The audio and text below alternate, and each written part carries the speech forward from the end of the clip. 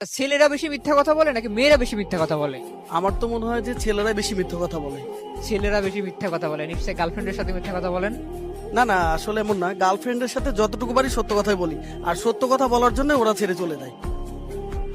আচ্ছা, তাহলে এই মিথ্যাটা বলেন কার কাছে আসলে? সবচেয়ে বেশি মিথ্যা কথা ছেলেরা বাবা মার সাথেই বলে। লজ্জা করে না বাবা মার সাথে মিথ্যা কথা বলতে? লজ্জা তো একটু করেই, কিন্তু আমি যদি সত্য কথাটা বলতে চাই তাহলে তো তারা দুঃখ পাবে, কষ্ট পাবে, তার চেয়ে মিথ্যাটাই ভালো না? তা কি মিথ্যা বলা হয়? এই যে যেমন কালকে মা রাতে আমাকে ফোন দিল, বললো বাবা কেমন আছো, তুমি কি খেয়েছো? আমি বললাম হ্যাঁ মা আমি খেয়েছি এবং শুয়েও পড়েছি, আলহামদুলিল্লাহ ভালো আছি। মা খুশি হয়ে ফোন কেটে দিল। আচ্ছা, এই সময় নিশ্চয়ই বন্ধুদের সাথে চিল মাস্তি করতেছিলেন। আসলে চিল মাস্তি করতেছিলাম না, আমি গতকাল অসুস্থ ছিলাম এবং অসুস্থ অবস্থায় সারাদিন আমি কাজ করেছি। তখন আমি বাসায় ফিরছিলাম, তখনও না খাওয়া অবস্থায় ছিলাম। এখন যদি আমি আমার মাকে বলতাম যে আমি এই অবস্থায় আছি, তাহলে তো মা কষ্ট পেত, তাই না? তার চেয়ে বরং আমি মিথ্যা কথা বলাতেই কি মা ভালো থাকলো না? আমার কাছে মনে হলো যে সত্য বলার চেয়ে মিথ্যা বলাটাই আমার মাকে বেশি ভালো রাখলো। আলহামদুলিল্লাহ, তারপরে অনেক ভালো আছি।